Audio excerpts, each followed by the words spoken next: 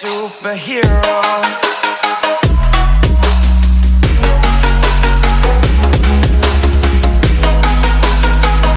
Gore Verbinski returns to the director's chair for the first time since his Lone Ranger debacle to helm this psychological thriller.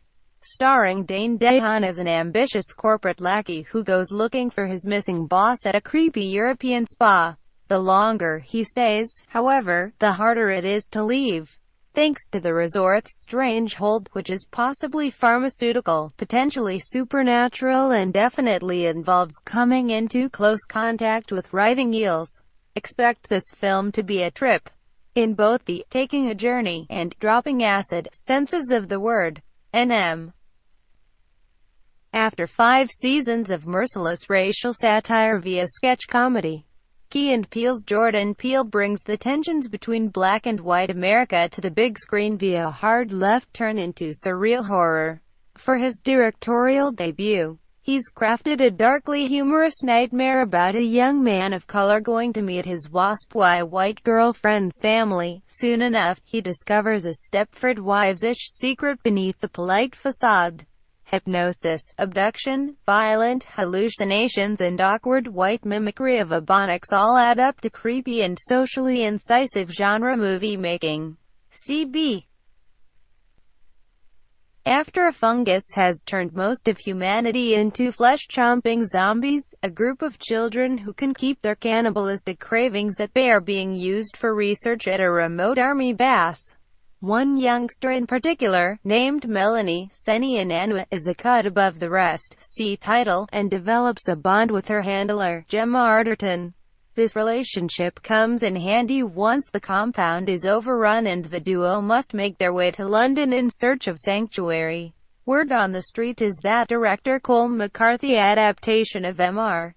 Carey's popular YA novel totally and utterly delivers the angry undead goods. Judging from the trailer, this soon-to-be subgenre classic most definitely looks intense as hell. DF. The end is nigh for Wolverine, or, at least, the man who plays him. Hugh Jackman has said that this solo man flick, which picks up the action after 2014's Days of Future Past, will be his final film as the mutton-chopped mutant. That may account for the movie's mournful, post-apocalyptic Western tone, with the aged mutant trying to protect a young girl with similar powers.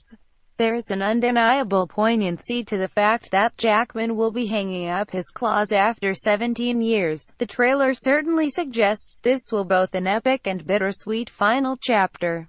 TG. Documentarian Louis Theroux wanted to make an exposé on the Church of Scientology. Unsurprisingly, the organization was not into the idea. So instead, he decided to chronicle his contentious relationship with the cult religion, casting actors to conduct reenactments of alleged incidents from behind closed doors. Eventually, the project attracts a Scientology surveillance crew, resulting in an absurd camera-to-camera showdown. An informative, comical and somewhat chilling portrait about one man versus a powerful institution? Praise Xenu. CB.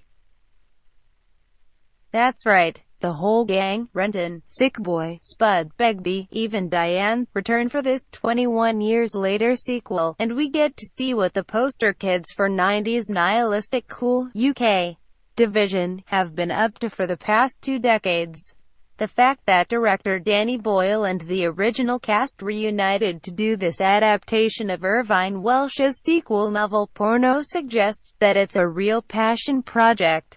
The melancholy feel of the trailer hints that this won't just be another nostalgia trip, even if the original's gallows humor, stylistic brio and adrenaline rush pacing is in full effect.